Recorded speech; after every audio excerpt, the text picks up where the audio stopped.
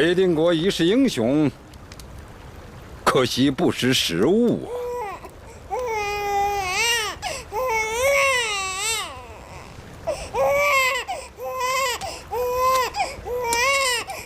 哎呦，来来来，哎呦！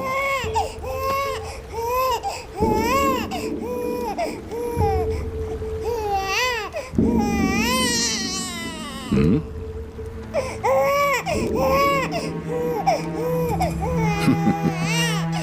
原来是这块玉佩救了你一命。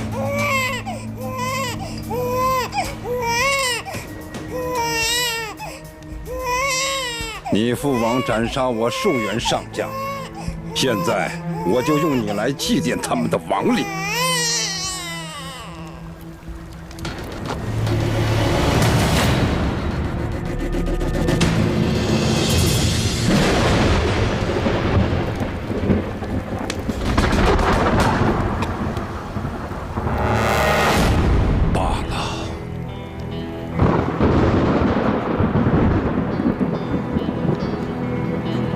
本王一生征战多年，杀人如麻，手上不知沾了多少鲜血，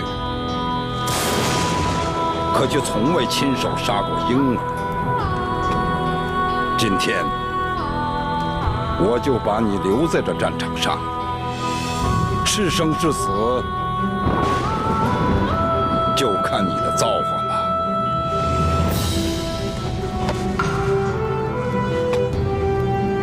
哈哈哈哈哈！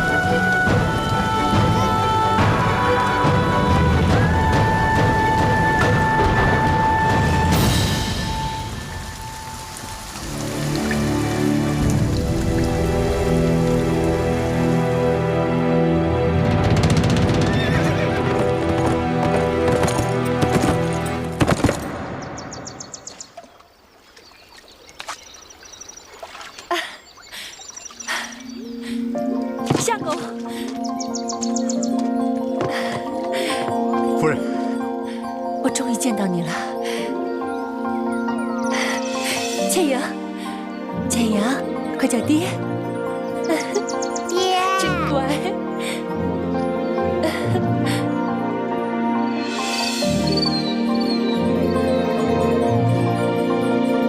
这就是明珠图了。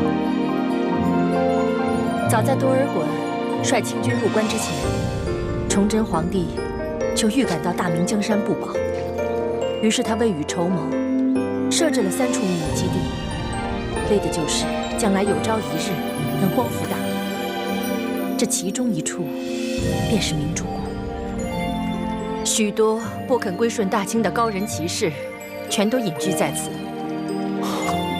果然是一处世外桃源。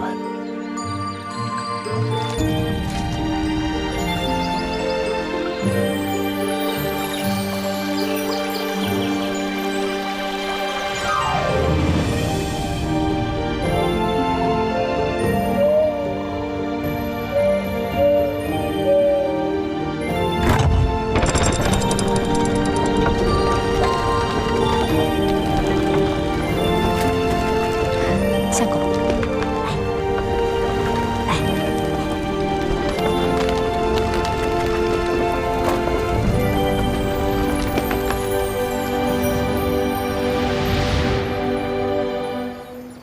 久闻樊先生大名，为辅佐永历帝与妻女分离，现在总算是一家团聚了。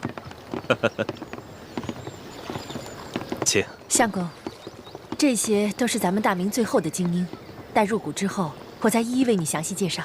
来，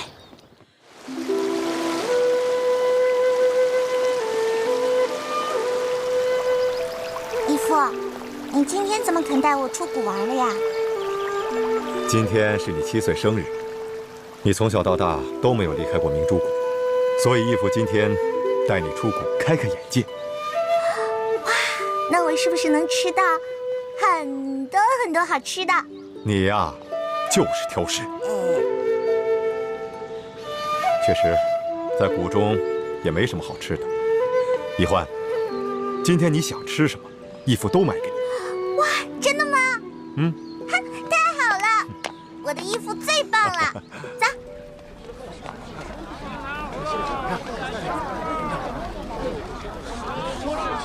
好，请问，到底发生什么事了？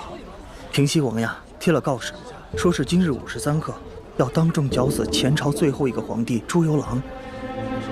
朱由榔，不是逃到缅甸去了吗？缅甸王哪里敢得罪大清的皇帝和吴三桂啊？最后还是把他和他那些文武百官都送给了吴三桂。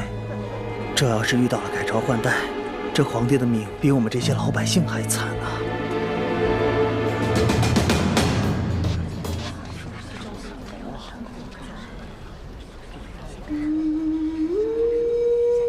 台上跪着的那个男人，还有他旁边跪着的那个女人，你好好的看看他们，记住他们的样子，永远都不要忘记。他们是谁啊？我为什么要记住他们的样子，永远不忘？先别问为什么，听义父说，好好看看他们。这是你第一次看见他们，也是最后一次看见他们了。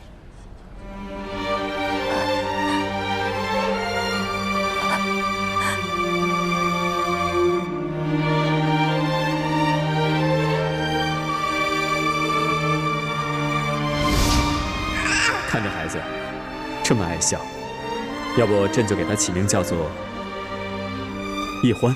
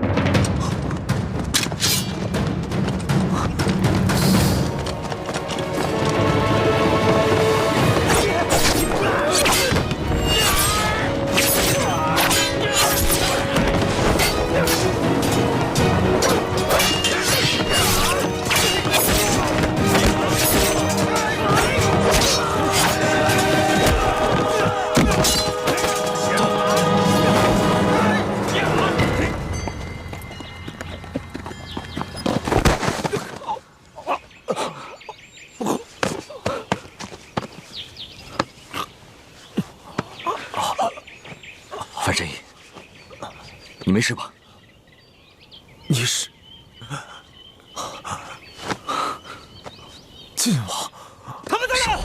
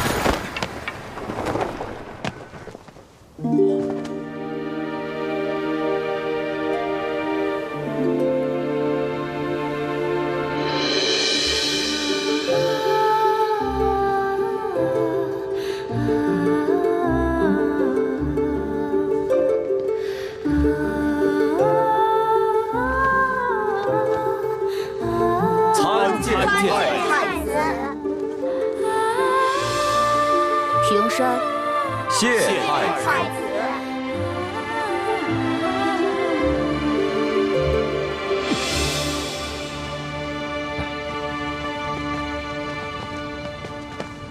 如今顺治已经驾崩，他的第三子爱新觉罗玄烨继位，改年号为康熙。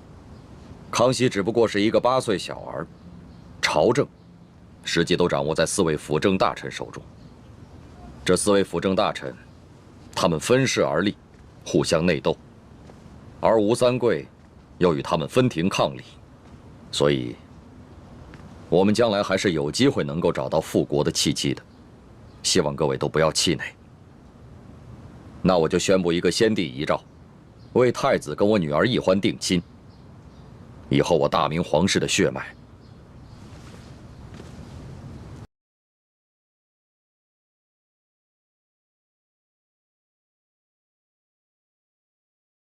进行严格的培训。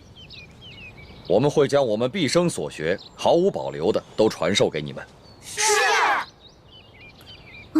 那我们以后是不是不能玩了？不能说话。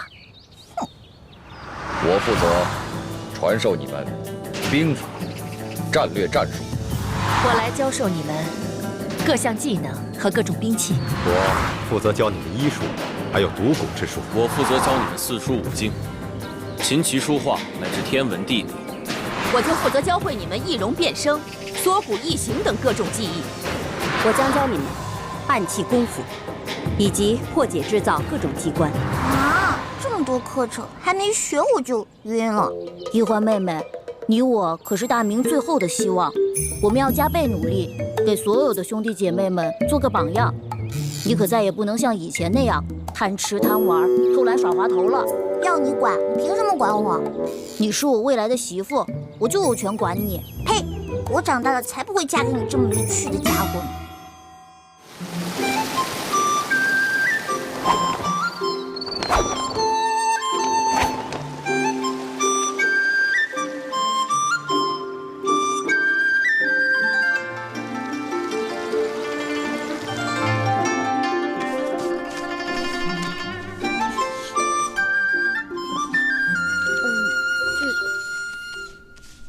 借我一下。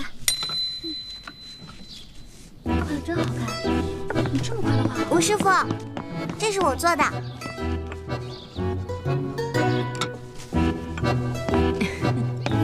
你看到我的东西了吗？那不是你做的面具吗？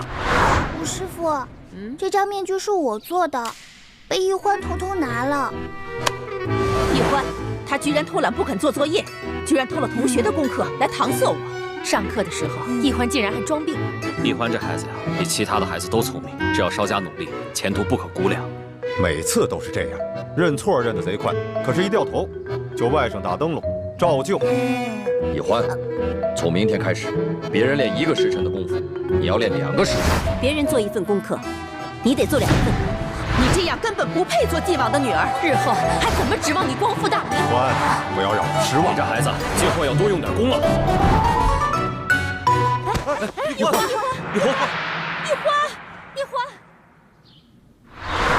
花儿的病有起色吗？花儿这孩子，打从刚出生就掉落在了地上，又在雨水里浸泡了1天，所以才落下了头疼的印记。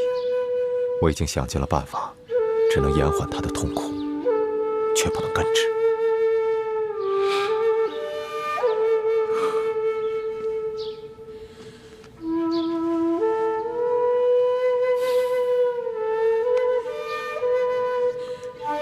花儿，都是我害了你。其实欢儿的病也不是不可医治，只是需要找到一种特别的药引。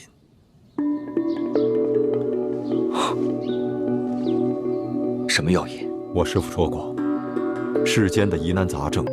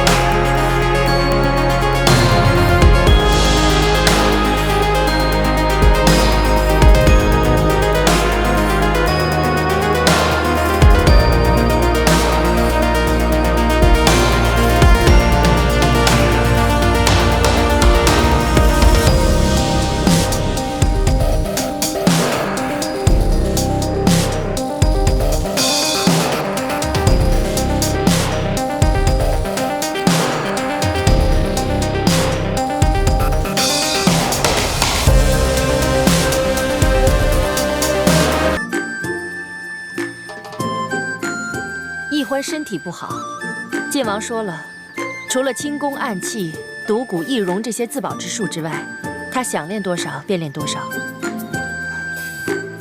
你们接着练吧。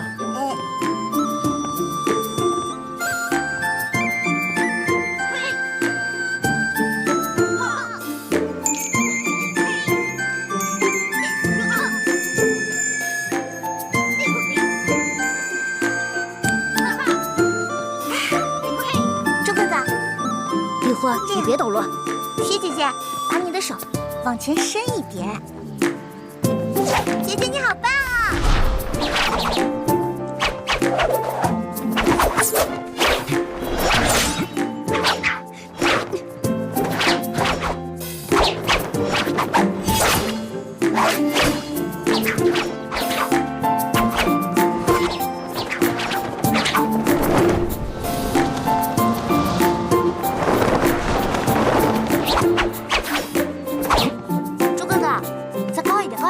认真点。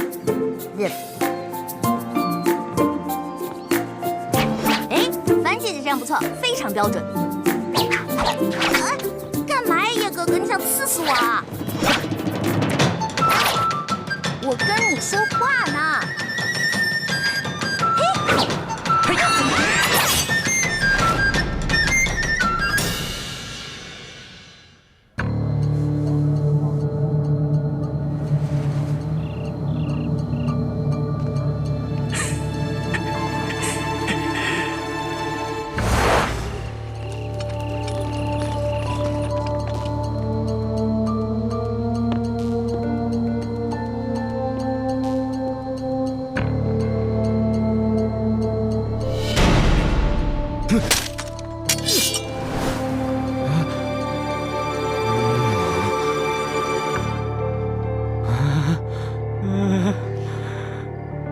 美人，87、88、89、90。谁？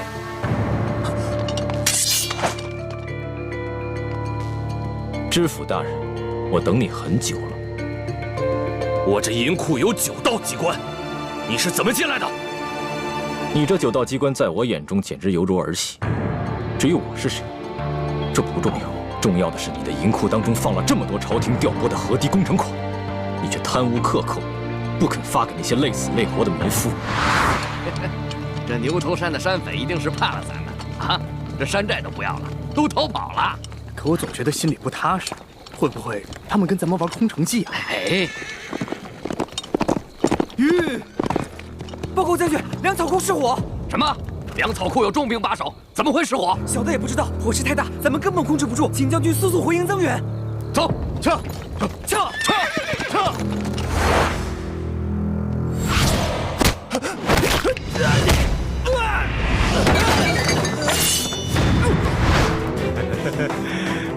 美人，把最新的军事装备图册交给我吧。好，没问题。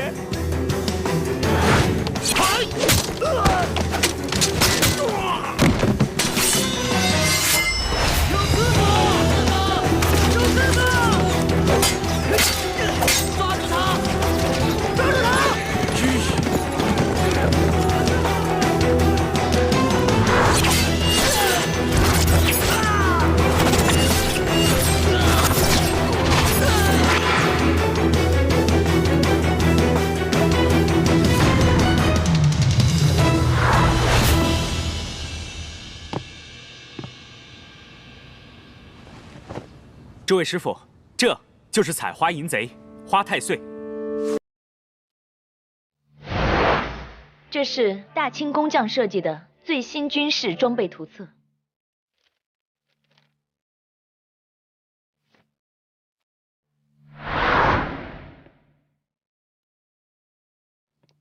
清军包围了牛头寨，牛寨主飞鸽传书求救，这是牛寨主赠送给咱们明珠谷的信物。牛寨主说了，从此以后愿听从我们明珠谷的号令。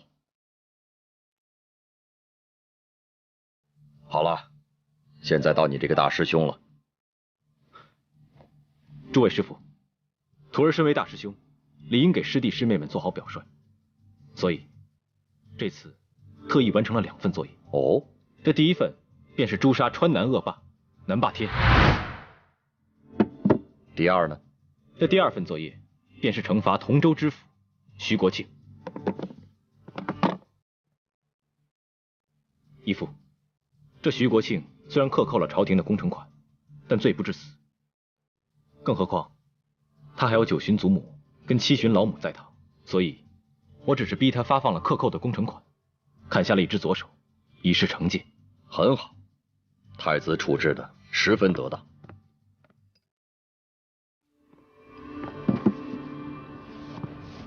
孩子们，你们都通过了各项考核，可以出师了。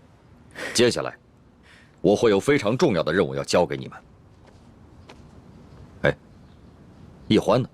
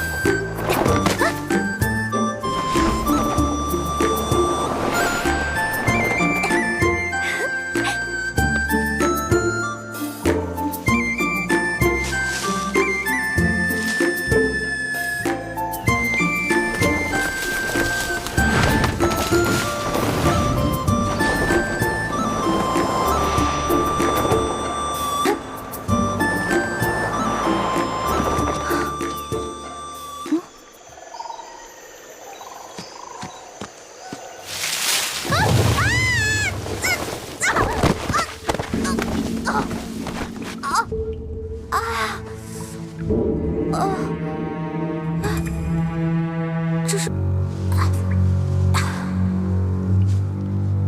我怎么从来都没来过这个地方？难道以前有人住在这儿？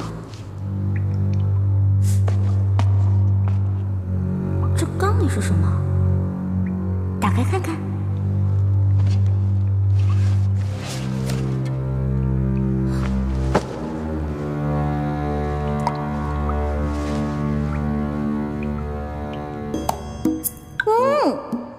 原来是野山葡萄酒啊！这还有野山葡萄酒呢。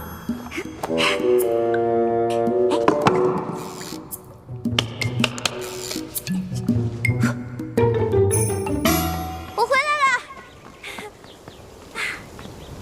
你跑哪儿去了？大伙都快急死了。有什么可着急的？我都这么大个人了，能出什么事儿啊？爹，你就知道游山玩水，不务正业，你知道吗？你的师哥师姐们都已经通过考核，可以出师了。真的？恭喜各位师哥师姐了。薛姐姐，那你到江湖可什么事儿都得分享妹妹一份，好吃的好喝的都得给我留着，知道吗？没问题。就你那三脚猫的功夫，跟着你师哥师姐们，还不是拖累他们？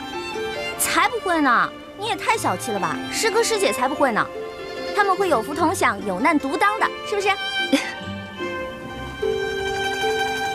大不了他们打劫，我站岗；他们吃肉，我喝汤嘛。就知道油嘴滑舌，懒得理你。马上跟我回去，过一个时辰，面壁思过。跪就跪。走了。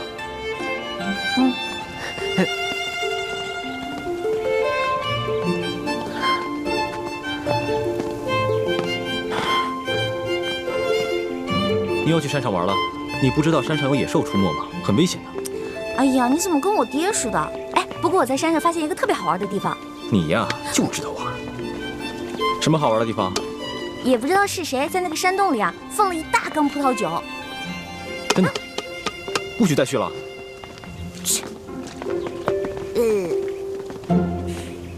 徒儿参见各位师傅。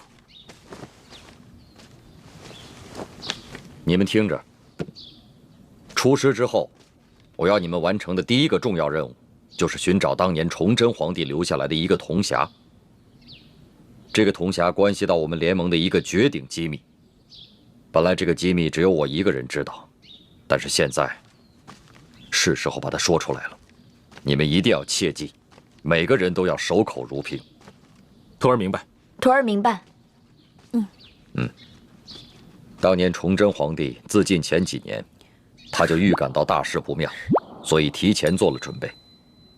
他把皇宫中还有国库中所有的金银财宝全都集中起来，命心腹之人藏在一个隐秘的地点，并制造了一张藏宝图。藏宝图？那我们找到了，是不是就发财啦？除了这些用以光复大明的财宝，崇祯皇帝还秘密筹建了3个基地。这第1个基地现在在台湾，由延平王郑经领导；2号基地就是咱们的明珠谷，由我和谷主陈胜男来领导。这第3个基地更隐秘，连我都不知晓。崇祯皇帝把这3个基地的资料，还有派遣到全国各地潜伏的大明义士名单，制作了一本小册子。晋王，那现在这个铜匣在何处啊？清军入关以后，这个铜匣很可能落到清军手中。不过，他们不知道铜匣的秘密。当年崇祯皇帝集结了大明王朝所有能工巧匠，为这个铜匣制造了3道机关。要想打开铜匣，必须有3把金钥匙同时插入，方能打开。如果金钥匙不齐全，想要强行打开铜匣，就会触动铜匣的机关，那么藏宝图和名册将会被损毁。那这3把金钥匙，这3号金钥匙上面有翡翠饰物，是在台湾延平王郑经手中。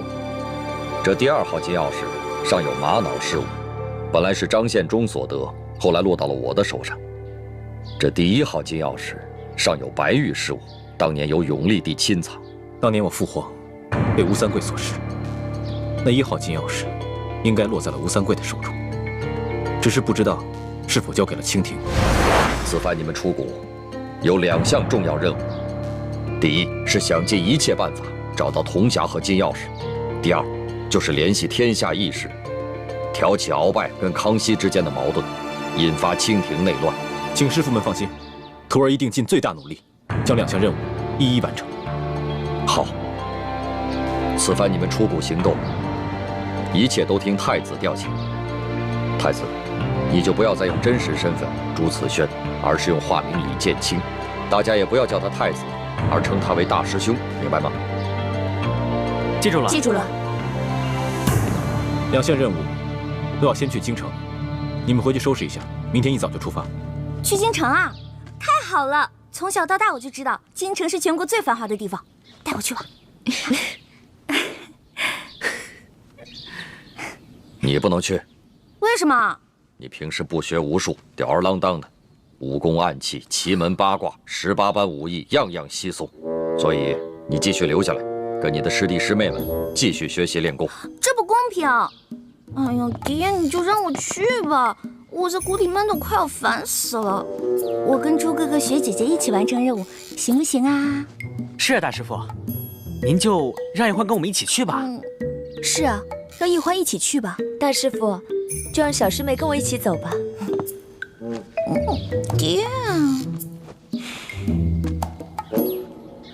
太子，你是这次行动的总负责，那么一欢是留在谷中，还是跟你们出去一同执行任务，都由你来决定。猪哥哥，从小到大你最疼我，是不是？你肯定会同意我去的，是不是？啊？欢妹，此番我们出谷要执行的2项任务，都事关重大。我要对全局负责，更要对你的安危负责。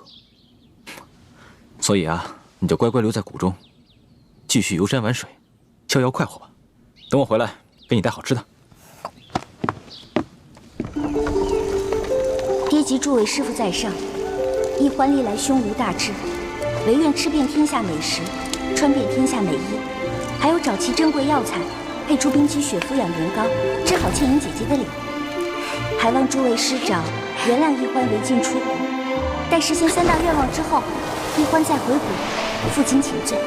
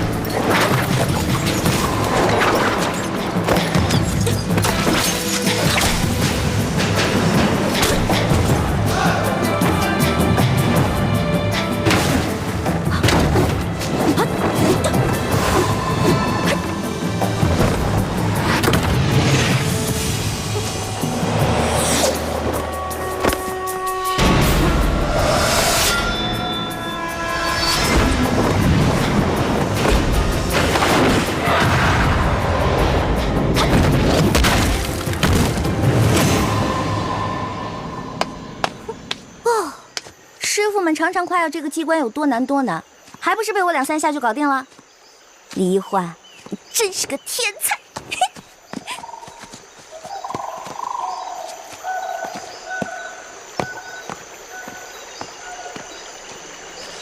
阮先生，你立刻飞鸽传书给太子他们，告诉他们，一环已经出谷，让他们务必保护好一环。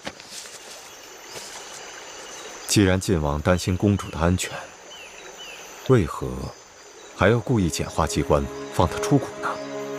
唉，晋王，7年前，当时我逼不得已，就自作主张，就把公主跟你儿子给调包了。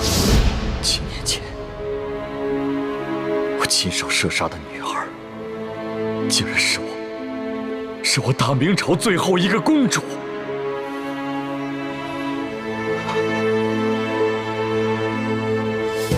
我李定国罪孽深重啊！不，公主尚在人间。当年你那一箭，刚好射中皇后送给公主的玉佩上，所以公主毫发无伤。这些年，我一直带着她隐居在明珠谷。现在远在台湾的太子，对我们大明的志士们来说，是极大的鼓舞。如果让他们知道，大明皇室只剩下一个公主，恐怕他们就没有复国的斗志了。如今世上，知道太子是你亲生儿子，一欢才是大明最后一个公主的人，就只有你我2人了。我知道了，我马上传信给延平王，让他把太子送回来。就说先帝留下遗诏，让太子跟我女儿一欢定亲，这样他们所生的子女也算是大明皇室血脉，我们也算对得起先帝了。好，这安排甚好。一欢是先帝留下的唯一血脉，只可惜他生性懒惰，又贪图享乐。若一味保护，不让他历练，先帝在九泉之下也不会瞑目的。晋王真是用心良苦，但愿他此次京城之行能有所长进。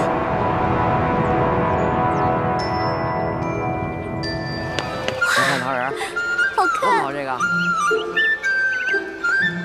哎，卖鸟嘞！哎，您看我这鸟。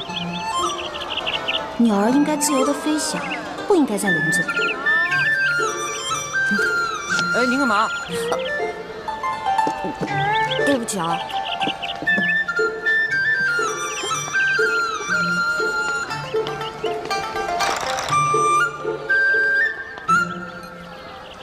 师傅们都说清田无道，民不聊生。可为什么京城又如此繁华呢？难道是师傅们久未出国，已经不知道这个世界变了？让开，让开，让开，让让，让开，让。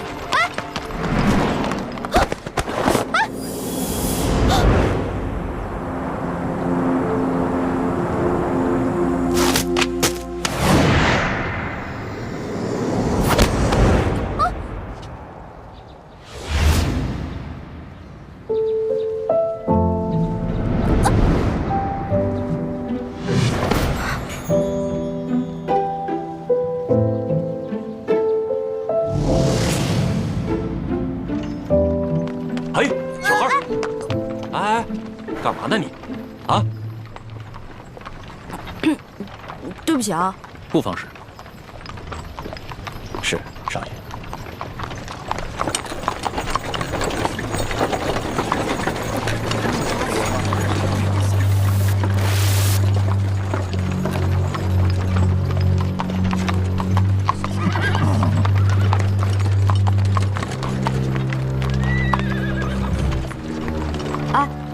要把这些人押到哪儿去啊？还能去哪儿？当然是菜市口了。菜市口？卖菜的地方。哼，菜市口你都不知道啊？菜市口是朝廷行刑的刑场。那他们犯了什么罪啊？那车上还有婴儿呢，也要被砍头啊？哎，他们可是前明的余孽，口口声声要光复大明，这都是特等的大罪，是要诛九族的。当今皇上这么残暴，诛九族，怪不得这些人要光复大明。我说臭小子，你胡说什么呢？啊，你信不信我？哎，这位小兄弟，不过随便说说，不妨事。是。小兄弟，听你的口音，不像是京城人吧？第一次来。来京探亲访友的？算是吧，主要我想看看紫禁城长什么样，再吃点京城的美食。如果有机会能看到皇上长什么样就好了。要瞧紫禁城容易啊，远远的看一眼也就是了。要吃京城的特色美食，京城第一酒楼一定能帮你满意。但是皇上身居大内，可不是你想瞧就能瞧见的。瞧不见就算了呗，我也只是好奇而已。哎，你们说那暴君是不是长得青面獠牙，极其恐怖啊？你胡说什么呢？啊，你又没见过皇上，凭什么说皇上长得青面獠牙？还诅咒说皇上是什么暴君？你找死啊！本来就是，我虽然没看见过皇上，可他动不动就株连九族，连生下的婴儿都不放过，不是暴君是什么呀？你要再敢胡说，我就把你……可我听说，当今圣上年少，虽然早已亲政，可朝政依然把持在辅政大臣鳌拜的手中。你说的暴政，可不关康熙皇帝的事儿啊。你说的这些啊，我都听不懂，但我只知道，皇上贵为天子，就要为老百姓负责，既已亲政，还让鳌拜为所欲为。我看啊，他不是暴君，那也是个昏君。你要再敢胡说，我立刻……说的对，任由朝政把持在他人手中，不是暴君，也是昏君。瞧他那把扇子很是名贵，我还是不要招惹这种人为妙。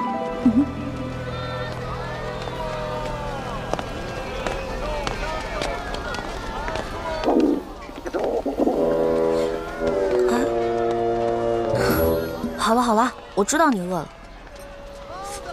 要不然先把你填饱了，再去找猪哥哥他们。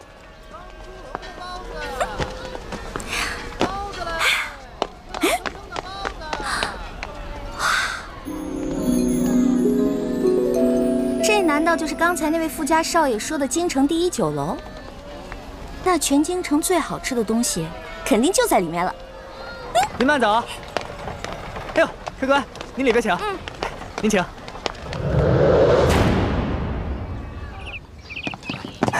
客官。来，客官，您坐这儿。我要坐那儿。哎，我要看着京城最好的风景。就这样。客官，您一个人犯得着用那么大的桌子吗？要不咱换换？我一个人怎么了？我能吃4个人的量。去，给我拿菜单。哎。哇。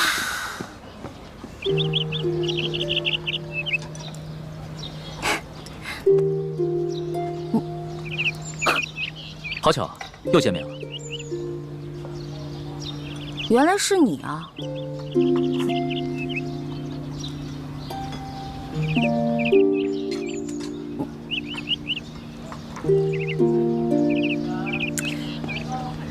哎，这位大哥，你干嘛总盯着我看啊？我脸上长花了。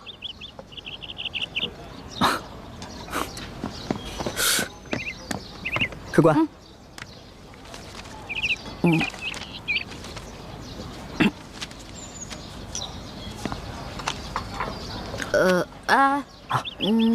他桌子上的菜给我来一模一样的。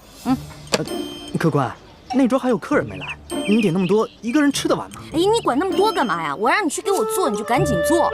哎，等一下，再再给我来一壶好酒，我要你们酒楼里最好的酒。好嘞。去吧。哎呀，京城的鸟啊，走你！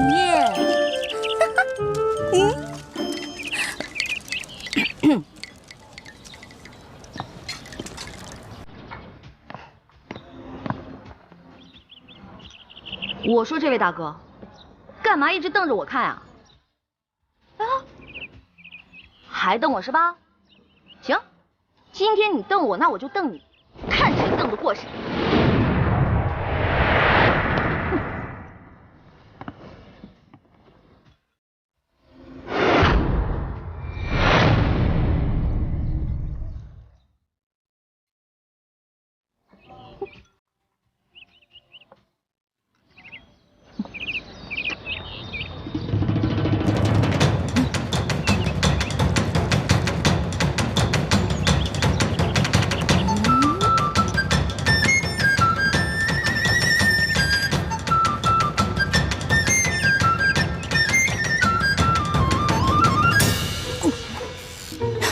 说了吧，看你还敢瞪我！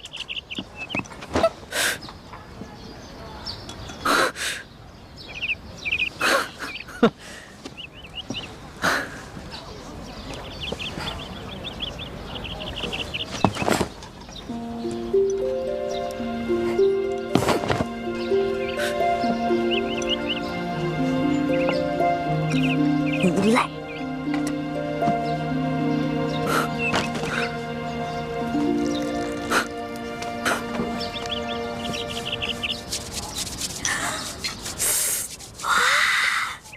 好吃的，先吃哪个？尝尝。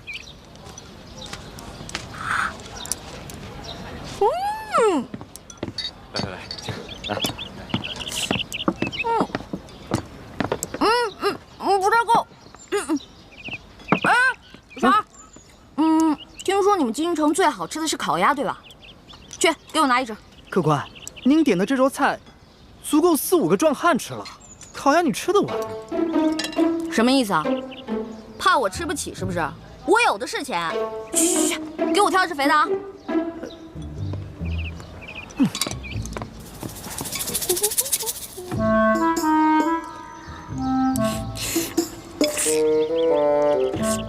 客官，烤鸭。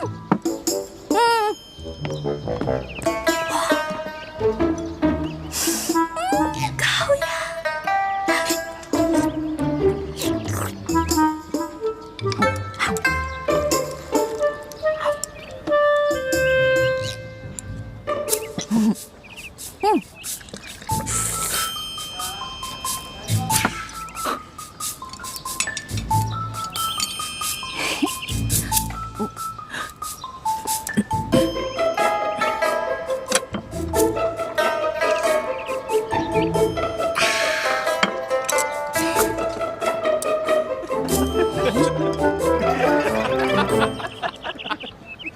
你看他那吃相啊！快吃相来！你们看，你看，笑什么呢？就笑你怎么了？长得跟个姑娘似的，吃起饭来跟头牛一样。我花你们家钱了，穿你们家衣服了，吃你们家饭了。看不出来，你不仅食量大，脾气也挺大的呀。今儿我就替你父母好好教训教训你，改给你的臭毛病，不然以后可娶不着媳妇儿。想教训我，小爷请你们吃鸭肉。不。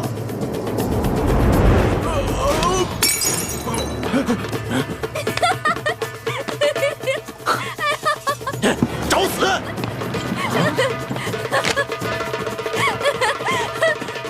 哎，党横是吧？哎，各位，来这京城第一酒楼都是寻开心的，兄台何必跟这位小兄弟过不去呢？你是谁呀？要你多管闲事儿？在下龙三，小二来了。怎么了，几位爷？这样，你给这位客官加几个好菜，再加一壶好酒，都记在我账上。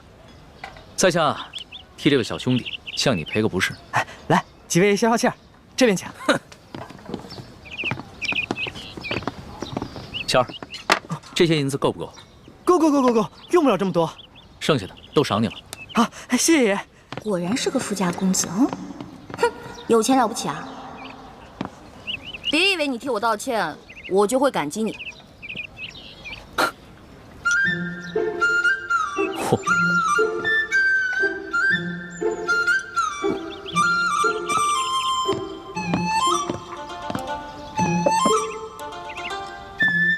小兄弟，看你那么喜欢吃美食，这个呢，是我自家带过来的糕点，外面吃不到的，赏脸一品吧。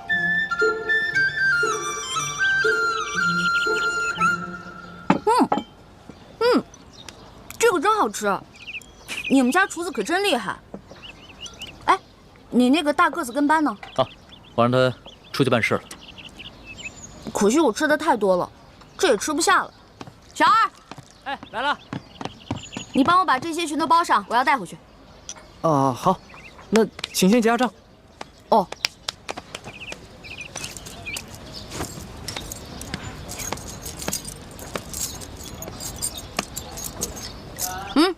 不用找了，这不够啊！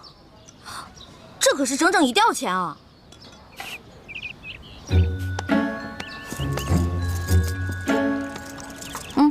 拿去。这还差得远呢。这回够了吧？只够个零头。这么多钱只够个零头？你这京城第1酒楼的菜也太贵了吧？这些钱都是我跟我兄弟姐妹1年的利钱呢。这儿可是京城第1酒楼，可不是你们乡下的草棚子小饭馆。你看看，看看咱这桌布，看看，再看看咱们店的陈设，啊！我跟你说，除了皇宫敢用黄色，普天之下没人敢用黄色，唯独本店。为什么？因为本店是先皇特许。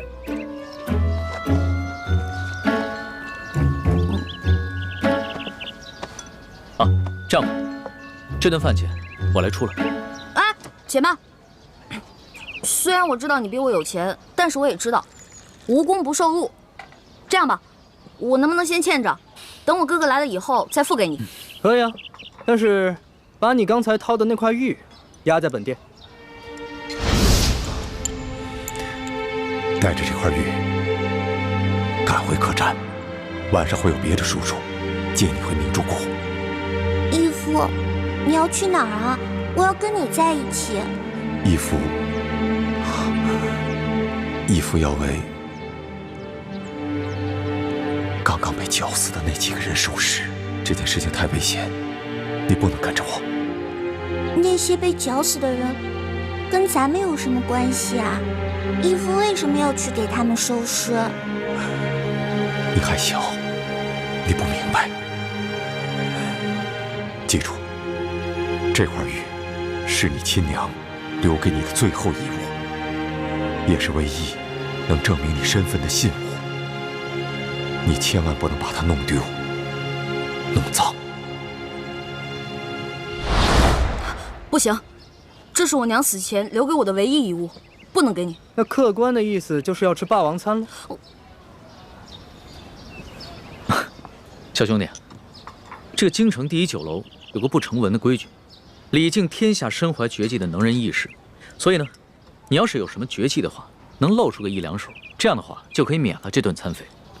对，如果你实在没有现银的话，可以露手绝技给大伙儿瞧瞧。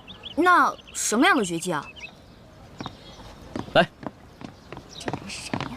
小兄弟啊，你看到这上面挂的字画了没有？只要你能题一首诗，写一首好字儿，或者是画一幅画，就够格了。不瞒兄台，诗词歌赋、书法绘画，我样样都会，但是可能比不上这上面的墨宝吧。若是小兄弟觉得自己文采稍逊的话，那会不会什么别的，比如某种乐器、舞蹈，或者武功杂艺？没错，乐器嘛，我会好多种，舞蹈、杂艺、18般武艺，我也都会那么一点点。但是绝技，恐怕还谈不上吧。原来客官所学杂而不精啊！哎，人的精力是有限的，这位小兄弟啊，年纪轻轻的就什么都会，已经是很难得的奇才了。这样吧，小兄弟，你就挑你最精湛的技艺来露一手，看看是否合格。若是不够格的话，我来给你做担保，等你找到你哥哥再来结账不迟。好，就听龙少爷的，挑个您最拿手的，来一个给大伙瞧瞧。好，来一个。多谢兄台。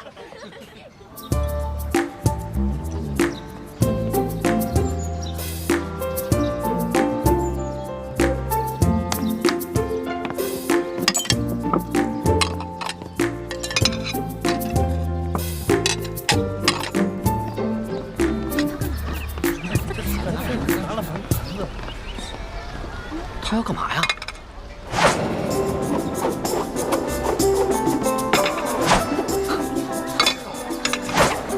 小兄弟，你这手上功夫虽说不上如何，但也算不错。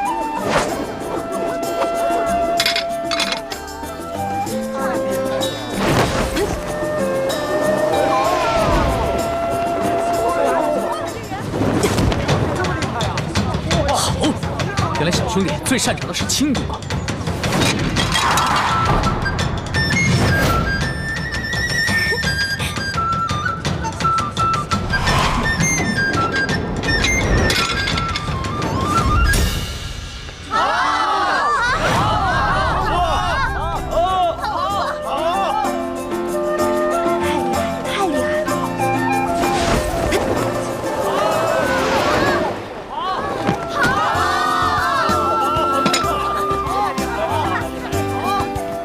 走了吧？当然可以，还请您留下高姓大名，下次再来本店提您名字可以打折。姓名就不必了，朱门酒肉臭，路有冻死骨。你这京城第一酒楼的一顿饭，够我跟我兄弟姐妹过1年了。先撤了。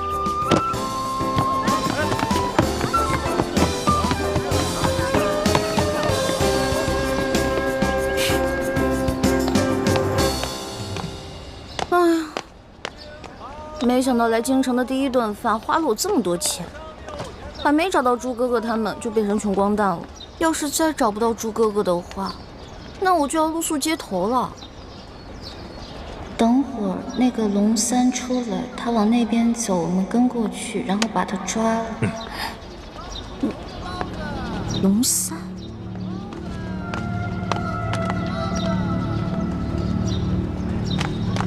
哎，兄台。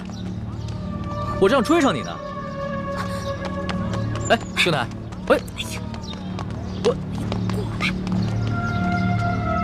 哎，小兄弟，不要问。刚才我看到几个江湖人士在打手语，他们好像要对你下手。不会吧？我平时极少出门，没有什么仇家。你当然是没什么仇家了，但是你爹娘没有教育过你吗？出门财不可外露，估计啊是盯上你的钱了。我这个样子很有钱吗？一看你就是一个不经常出府的大少爷了，没什么江湖经验。你啊，虽然穿了一件普通的绸衫，但是你手上那个玉扳指，还有你的帽子跟腰带上镶嵌的美玉，都是极品兵种。再看看你这把古扇，这扇面是黄庭坚的真迹吧？足以买下这整栋酒楼了。我倒是忘了这些细节了，小兄弟，你真是好眼力啊！哼，其实在下的能力呢，不光是刚刚在楼上说的那些，我对鉴赏古玩玉器也是不在话下。多才多艺，真是多才多艺。哎，不知道小兄弟叫什么名字？我们交个朋友吧。哎，你先别问我叫什么名字，我先问你，那个揪我小辫子，你那个大个子跟班呢？我原来还带了几个跟班，不过都被我派出去办事儿了。我们约好了。在街角转头的那个书画斋门口碰头。哎呀，如果你这样一个人出去的话，估计你也走不到书画斋了。那怎么办啊？这样吧，看在你刚才帮我解围的份上，又请我吃了一碟点心，我来帮你。先帮我开个房间。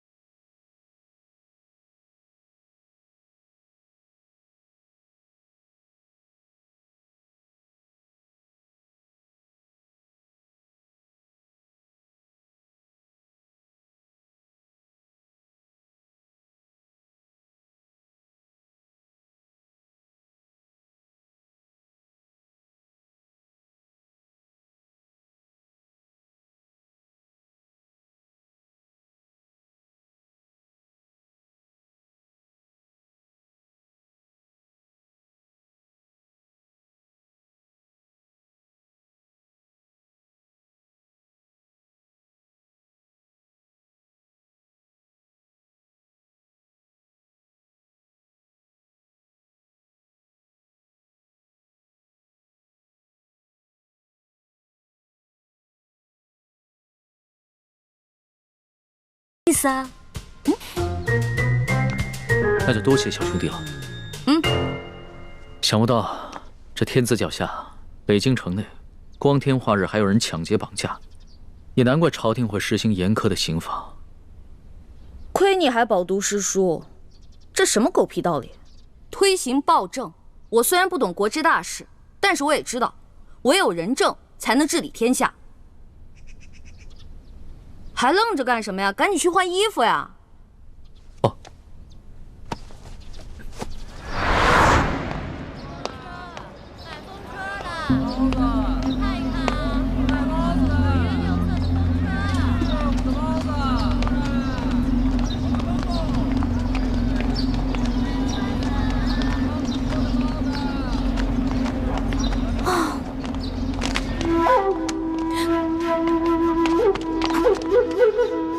你不是龙三，怎么样，中了小爷的金蝉脱壳之计了吧？傻了吧？那个龙公子我们跟了好久了，今天就是你坏了我们的好事。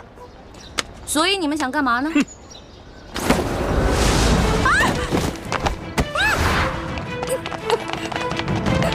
快！完了完了，这下惨了，龙三啊！我不过吃了你一碟点心，却要把一条命赔给你了。你肯定会误会我顺走了你的财物，在背后骂我见利忘义、不讲信用。哎呦，真的是冤枉死我了！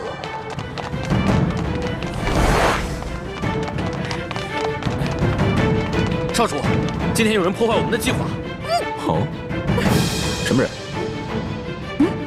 这个人的声音好熟悉啊！放下。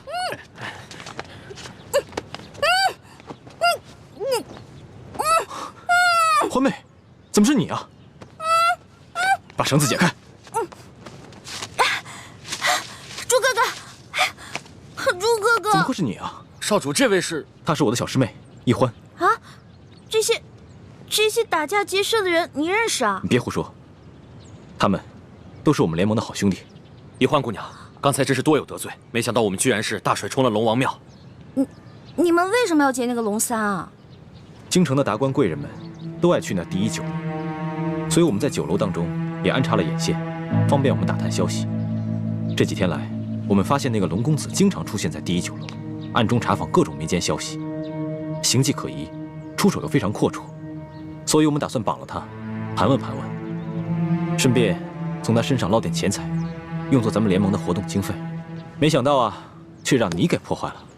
哎呦，实在不好意思啊，各位，我不知道你们是自己人，我还以为他们是绑架良民的土匪呢。我一大早就接到师傅们的飞鸽传书，说你也来了京城，让我务必保护好你。我正想着怎么才能找到你，没想到我们竟以这种方式见面了。这家慈航药铺是咱们联盟在京城的据点之一，掌柜的还有店里的伙计都是咱们联盟中的兄弟。我现在的身份是这家店里新聘的坐堂郎中。你给我记住了，以后在外人面前要叫我李建清李先生，不许再叫我朱哥哥了。知道啦。哎，朱哥哥，叶哥哥、雪姐姐、樊姐姐呢？他们都出去执行任务了。哦，我呢，在指挥兄弟们绑架龙三儿。没想到却歪打正着碰上了你。对了，你为什么要帮龙三儿啊？这个嘛，我先进去换件衣服，出来再跟你说。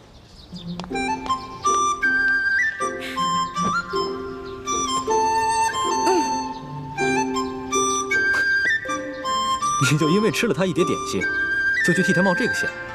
哎呀，其实说实话，我根本就没想着要去冒险。我本来想着以我的轻功，就算打不过那几个乞丐，也是可以逃跑的。你呀，从小练功就不肯用功，又很少出门，缺乏江湖经验。这次幸亏是遇上了咱们自己的人，不然你现在就……你让我怎么办？咦，朱哥哥，你平时不是很讨厌我的吗？总是嫌我这个嫌我那个的。我要是死了，你不就少一个大麻烦吗？呸！胡说什么呢？一点都不知道忌讳，赶紧配一个。好，我呸！我什么时候讨厌过你？你是故意气我的是不是？我开玩笑的嘛。行了，猪哥哥，我得出去一趟。不行，不告诉我你去哪儿，别想出这个门。万一出事了怎么办？放心吧，这次我不会再出事儿了。我只是想把这个东西当面还给龙三。这个龙三身份很可疑，你要多留一个心眼。见到他，仔细打探一下他的底细。知道了，猪哥哥，走了。你当心点啊！那个龙三一定是看你有些功夫，所以想故意劫纳你。不过这出手未免也太阔绰了吧？看来来头不小啊。环妹，一有机会要多去宝雅斋看看，看看能不能再碰上他。我现在对龙三也挺好奇的，我想弄清楚他到底是什么人。京城第一酒楼也有我们的眼线，只要他出现，我们就有机会弄清楚他的底细。猪哥哥，你看啊，你跟叶哥哥啊、樊姐姐啊、雪姐姐啊都那么忙，对不对？所以呢？我就不给你们添乱啦。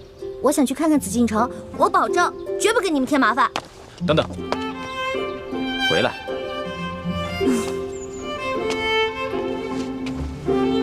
别搞得跟三脚猫似的，一点都不知道分寸。你看看这是什么？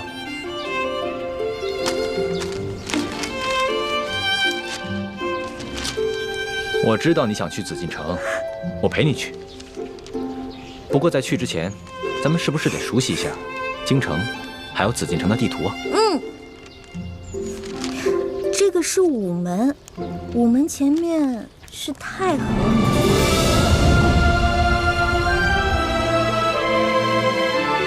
哇，这就是皇上住的地方啊，看着好气派啊！是啊，这就是紫禁城。这里本该是我的家，可现在却成了别人的家。环妹，总有一天，我要重新入住紫禁城，然后昭告天下，封你做我的皇后，让你坐上凤辇，风风光光的入住这紫禁城。我才不要当什么皇后呢，我又不想住在这紫禁城里。这个紫禁城啊，一看就是用黄金造的大金笼子，有什么好的呀？我才不稀罕。你难道不想母仪天下吗？我为什么要母仪天下呀？我的人生有3大志愿，一呢是吃遍天下所有的美食，2是穿遍天下所有的美衣，这第3个嘛，我希望赶紧治好倩影姐姐脸上的伤。环妹，你是大明晋王的女儿，又是我未来的太子妃，怎么可以这么胸无大志呢？哎呀，我跟你说实话吧，我才不想当什么太子妃呢。这话不敢跟爹跟师傅说，我也只能偷偷跟你说了。现在这世上太平，老百姓可以吃饱穿暖，这天下姓朱或者姓爱新觉罗又有什么区别呢？师傅为什么一直想要光复大明啊？你怎么能说出这么大逆不道的话呢？看，你生气了还？这话我不敢跟师傅他们说，只敢跟你说。如果你要是生气的话，好吧，以后我就骗你，我说好听的话哄你，可以了吧？算了，虽然我有点生气，但我还是只想听你说真话。我就知道你不会生我气的。光复大明，为我朱氏报仇，本来就是我的责任。你不过是一个心思单纯的女孩子，我不该苛责于你。朱哥哥，你现在赶紧回药铺吧，我还想再去庙会逛逛，我先走了。哎，你自己小心点，千万别在这事。哎呀，知道了知道了，你怎么比师傅跟爹加在一起还唠叨？走了。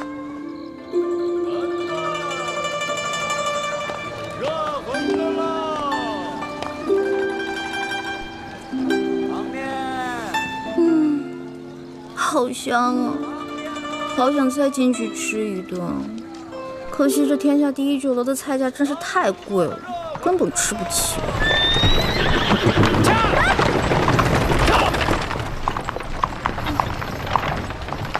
哼，驾着黄金马车，还这么横冲直撞，我倒要看看你是谁。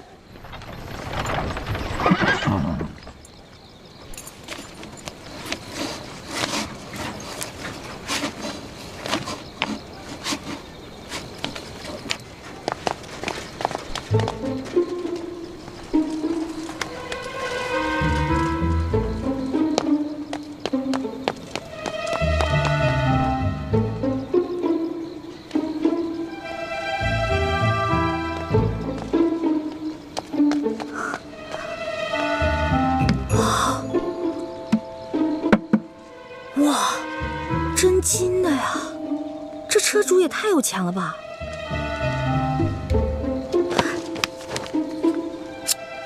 哼，看这车夫刚才那么嚣张的样子，估计这个车主也不是什么好人。我就当劫富济贫了。中堂大人，这边请。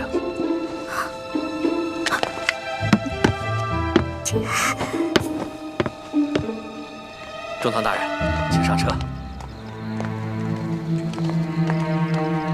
大人慢点。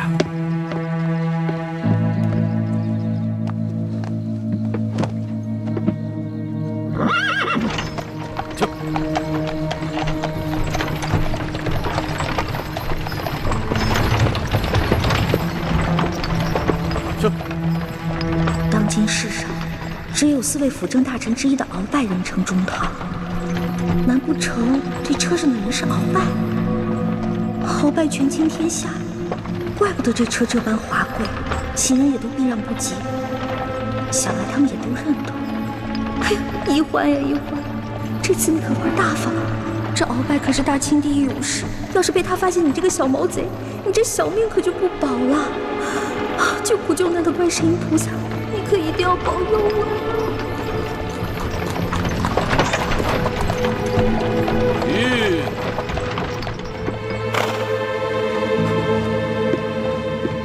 奴才见过中堂大人。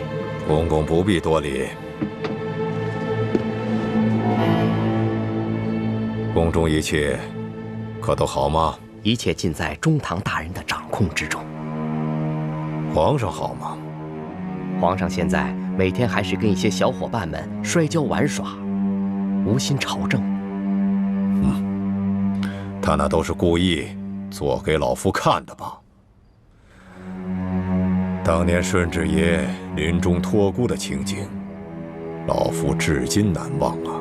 只可惜这个小皇帝翅膀眼看着就硬了，有点看我等老臣不顺眼了。其实，皇上还是很念旧情的。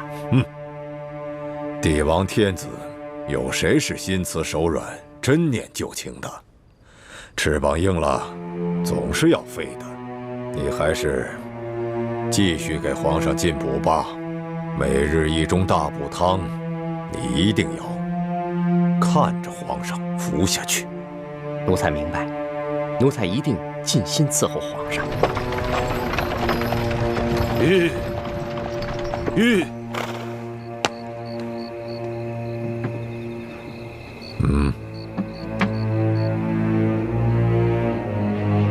这是这个月的大补丸。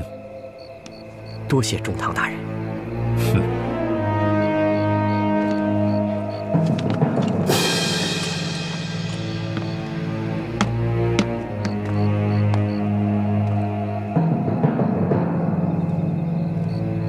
赶紧送公公回宫，公公不便在外久留。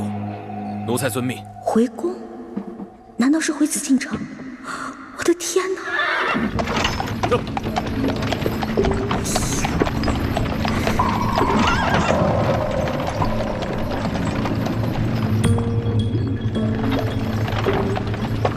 看来马车已经进了紫禁城。今天白天只看了紫禁城外的样子，不知道里面是什么样子。这马车等会儿肯定要出宫回鳌拜府，我是继续躲在马车上等出宫呢，还是找机会留在皇宫啊？好难得有机会进了皇宫，我要是不观光一下就离开，会不会太可惜了？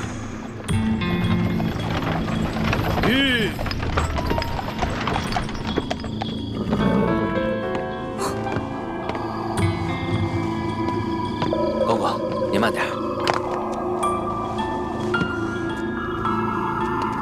公公，这儿有没有方便的地方？这一路可把我憋死了。这宫里的路不好找，还是咱家带你去吧。哟，那有劳公公了。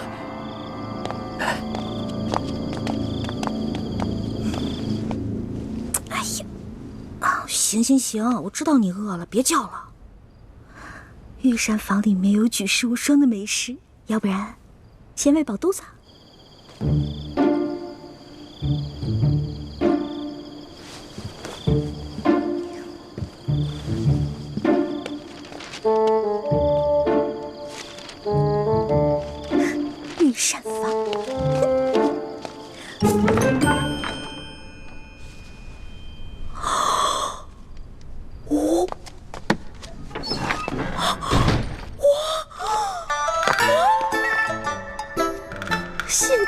哥给了我这张地图。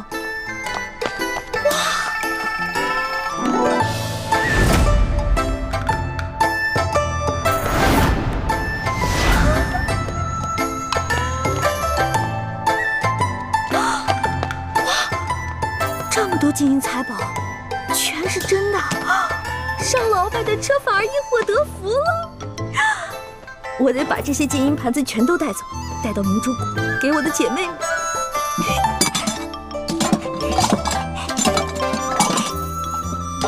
都是皇上用的东西，太棒了！快快快快！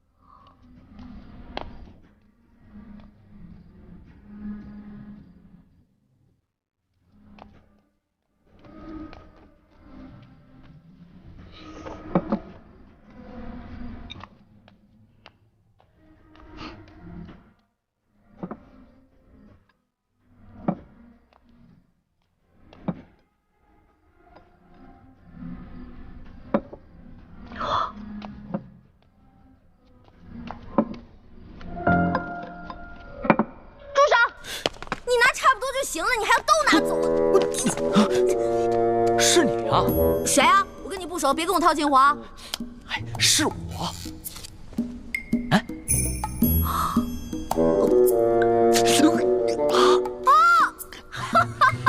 是你呀！是不是在里面？啊，我记起来了，我记起来了。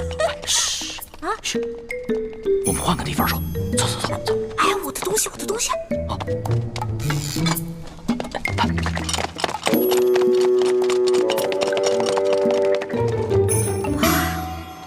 哎呀，哎呀，吓死我！哎，多谢你啊，还好有你在，要不然我就被抓了。不过你到底是谁啊？我怎么会在皇宫看见你呢？而且你对皇宫的地形如此熟悉。我呀，我是这个宫里的御前侍卫，所以啊，我对这个皇宫啊特别熟悉。你在宫里当差啊？怪不得那个书画斋的老板不肯跟我透露你的身份呢。原来如此啊！小兄弟，还是你说的对，有缘自会相见。没想到这么快我们又见面了。是啊。哎，对了，你这么晚进宫来做什么呀？哎呀，别提了，要多倒霉有多倒霉。我在路上走得好好的，看见一辆马车，那马车是鳌拜的，那个车夫特别嚣张的横冲直撞。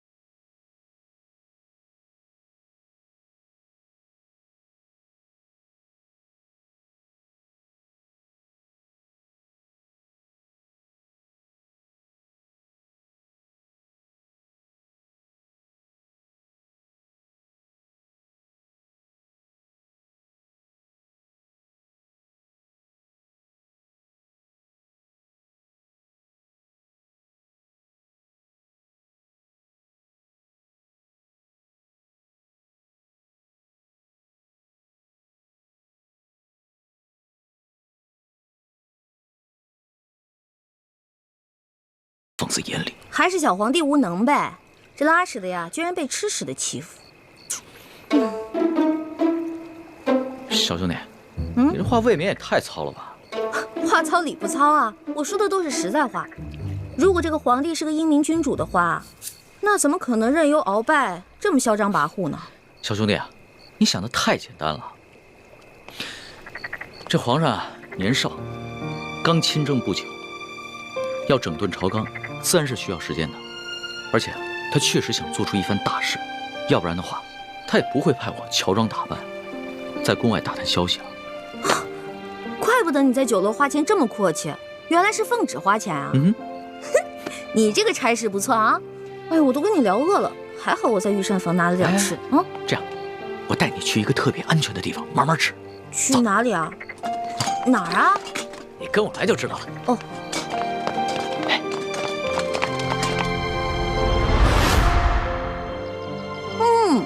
好吃。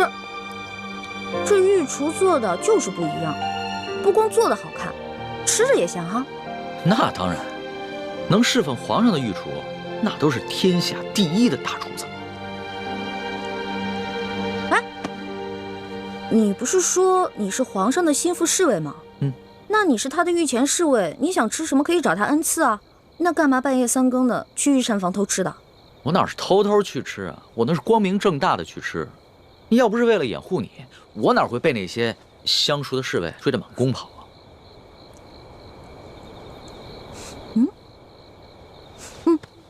怎么？不对啊，这2种糕里面掺了不同的香料，会使人慢性中毒的。中毒？你别开玩笑了，怎么可能呢？这些糕点是皇上最喜欢吃的，而且皇上平时进膳的时候，都是有专门的人用银针试过的，也有专门的人试吃，怎么可能会有毒呢？真的，这里边的香料性热，而这个糕点里面的香料性凉，2种单独食用不会中毒，但是混在一起长期食用就会使人中毒，并且可以使人心智受损。你没开玩笑啊？干嘛？别动，我来给你把把脉。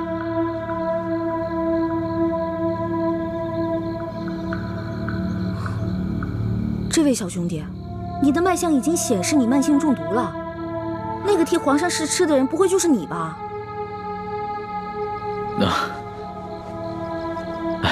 实不相瞒，其实呢是皇上和我最近都感觉到身体不适，所以呢特意让我来御膳房求证一下。原本呢我是不相信宫里的太医，所以想取几样食材拿到外面去给宫外的名医看看。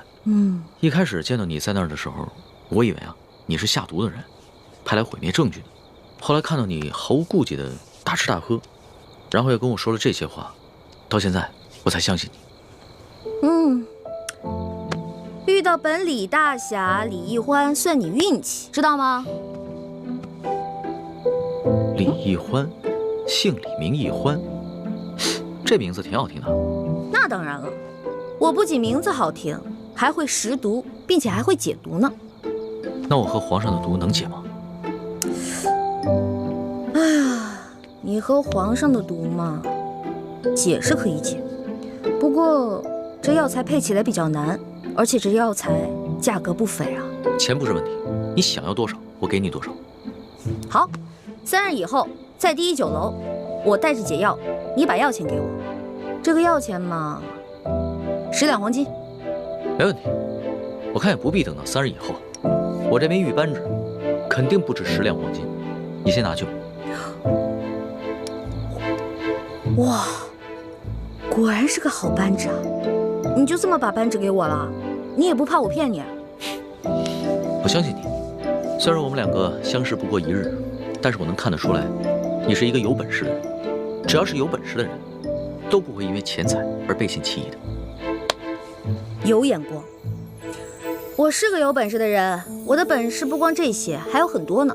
以后有机会慢慢让你见识啊。好啊。不过呢，刚才在御膳房咱们2个交手的时候，我发现你的武功啊，其实比我好不到哪儿去啊。没本事的人才会靠蛮力，像我们这种有本事的人是靠这里，知道吗？再说了，我就是一个江湖小贼，我这点本事也足够了。但是你是御前侍卫啊，那你这3脚猫的功夫怎么当的御前侍卫？哎，你跟我说实话，是不是你投了个好胎，有了个好爹，才让你当上御前侍卫的？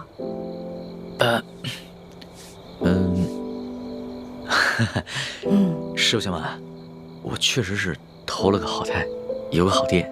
我祖上啊是8旗的贵族，我能随侍皇上，也都是我们家里人帮的忙。任人唯亲，这康熙小皇帝啊，果然不是什么明君啊。哎，也就是你啊，说这样的话。要别人说这样的话呢，我早就拉他去见官了。不过呢，你虽然言语上对皇上不敬，但是我能看得出来，你心思不坏。你这个小兄弟吧，通情达理，仗义疏财。我决定了，你这个朋友我交定了。来，今天高兴，喝酒。我这壶底的酒可不是一般的酒，这个酒呢是我在山里发现的野山葡萄酒，也不知道哪位仙人何年何月何日酿造的，总之特别好喝。你别以为你是皇上的小跟班，吃惯了好多御食，好多御酒，就不把我这个酒当回事儿了。我这个酒啊，可比你那些御酒好喝多了。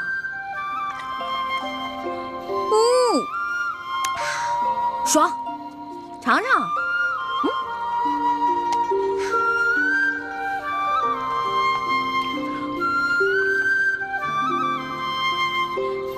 怎么样？啊，是好酒啊，是吧？多喝点。哎，小兄弟，你是哪儿的人啊？为什么要进京啊？我呀，我就是一个江湖游侠。我进京呢，就是来看一看京城有多繁华，吃遍京城的美食。二呢，我是想找一些珍贵的药材，配一款冰肌雪肤养颜膏，给我姐姐脸上疗伤。你姐姐的脸怎么了？哎呀，别提了，一说到这事儿吧，我就特别内疚。小的时候啊，我背着大人，拉着我姐姐去山里玩。哎，妹妹，咱们回去吧。平日里师傅们都不让咱们上山玩，说山里有野兽，那是他们吓唬咱们呢。走吧。哎呀，走啦！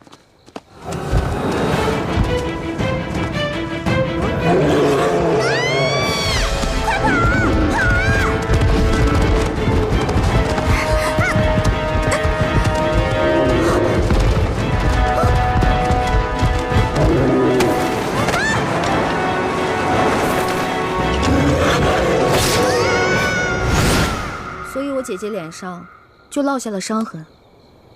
我义父是个名医，他说要想治好我姐姐脸上的伤，就得用稀有的药材配成一副冰肌雪肤养颜膏。但我们家比较穷，这些药材一直凑不齐，所以我就想啊，什么时候能把我姐姐脸上的伤治好就好了。我姐姐可是个大美人儿，但就是因为脸上的伤让她变得很自卑，所以我希望我能早日帮她配齐这些药，治好她脸上的伤。所以你刚才不跟着那辆马车出宫，不是为了进御膳房偷吃东西，而是为了找太医院，去找那些能治好你姐姐脸上伤的药。对啊，本来我想先饱吃一顿再去太医院的，没成想。你是个重情重义的人啊，我喜欢你的性子。哎，你多大了？我呀，我是顺治12年5月初4生的。5月初4啊？真的假的呀？真的。太巧了，我也是5月初4。啊？只不过我是顺治11年的，比你大1岁。这么巧啊？哎，你说咱们两个一日之内相逢了2次，我觉得咱们这个缘分匪浅呀，不如我们今天指月为誓，结拜为兄弟，如何？从来没有人想着跟我结拜的。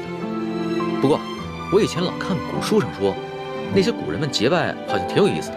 当然了，我也一直想这么做来着，可惜一直没有遇到合适的人。既然你我这么有缘，那就结拜吧。我长你1岁，我做大哥，你是小弟。哎，不行不行，岂不闻古人有云：文道有先后，术业有专攻。咱们既然结拜，就不能以庸俗的年龄论长幼，咱们得看谁的见识广，本事强。刚才你也说了，我的见识广，本事强，所以我是大哥，你是小弟。这也行啊？当然了，如果你觉得不行的话，再来打一架，谁赢了谁是大哥。不打。行，居然还有人想当我的大哥。行，你是大哥，我是小弟，好了吧？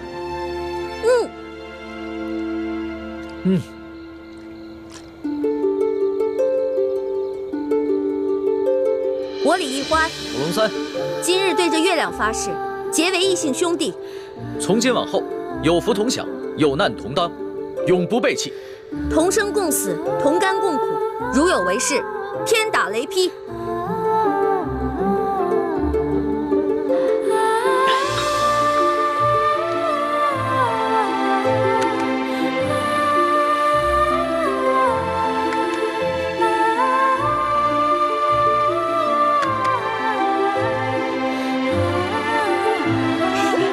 大哥请，小弟请。啊，对了，我们现在都结拜了，以后不能骗你了，要不然会天打雷劈的。大哥，你说什么呢？你可真是个小白兔！我之前说那个解药说要10两黄金，其实只需要10个铜板。我跟你结拜了，所以自然不能骗你了。哦，还有这个玉扳指，还给你吧。我是刚开始看你那么有钱，所以想顺便敲敲你的竹杠。不过现在咱们都结拜了，我就不能再骗你了，我得讲义气啊。大哥果然是个性情中人。不过我们刚刚对着月亮发誓，要有福同享，有难同当。小弟的东西呢，就是大哥的东西。这个玉扳指啊，大哥你就好好收着吧。这个东西啊，小弟多的是，不必还我了。当真啊？当真。我们刚刚发过誓的，你总不想让小弟被天打雷劈吧？像你这样的小白兔，行走江湖不得被人炖了给烤了吃啊！不过你放心吧，现在有大哥在呢，大哥保护你。行，那日后小弟就多养张大哥观察了。放心吧，乖啊！我回来啦！你去哪儿了？猪哥哥，我看看啊，有没有受伤啊？哎呀，猪哥哥，别大惊小怪的了。你看我不是挺好的吗？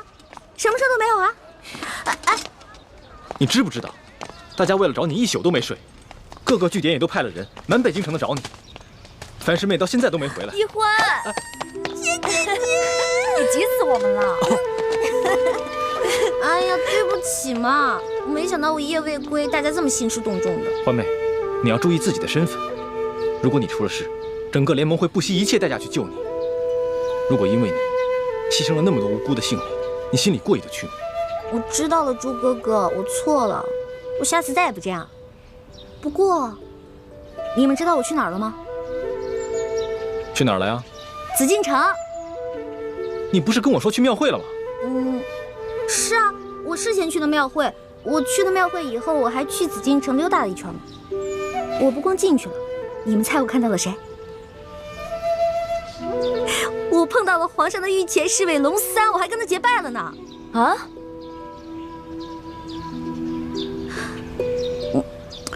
我就知道你们不信我，给我。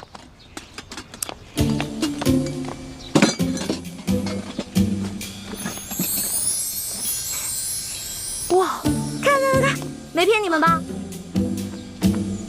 我不光跟他结拜了，我还成了大哥了呢。他居然认我当大哥，我从小到大都是最小的，没想到我现在成大哥了。原来龙三就是康熙的御前侍卫，是替他在外面打探消息的，怪不得出手那么阔绰。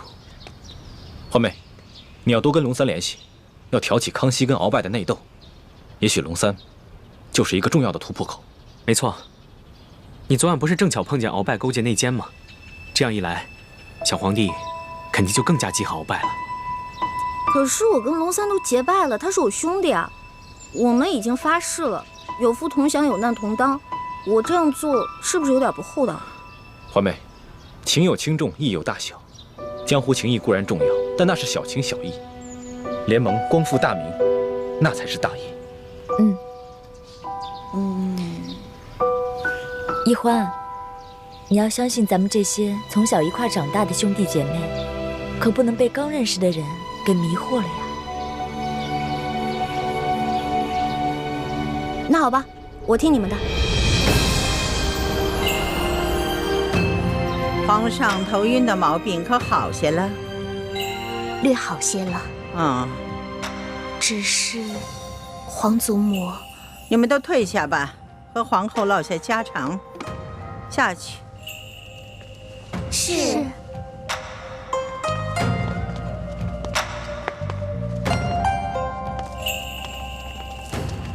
现在你可以放心的说了，皇上这头晕的毛病，可是有什么古怪？是有人在皇上的饮食中下了毒。下了毒？那太医院的人回话说皇上患了风疾。哀家也奇怪，皇上啊，从小就习武，身子骨健壮着呢，又正当年少，怎么可能患上风疾呢？这一定是有人做了手脚，下的什么毒啊？是否危及到生命呢？皇祖母放心，倒不是什么要命的毒药，只是2种药性相克的草药，长期服用会引起心悸和头晕，无法理政。明白了，竟有人如此胆大包天，肆无忌惮，这在朝里找不出第二个。想必他是看上皇上长大成人了，却不甘心还政于皇上，居然不惜铤而走险来毒害皇上。皇祖母，那个狗奴才已经如此大胆，那可如何是好？如今恐怕也只有您老人家能想办法来压制他了。哎，哀家老了，忠心于哀家的那些老臣们，病的病，老的老，死的死，都指望不上了。此人嚣张多年，皇上刚刚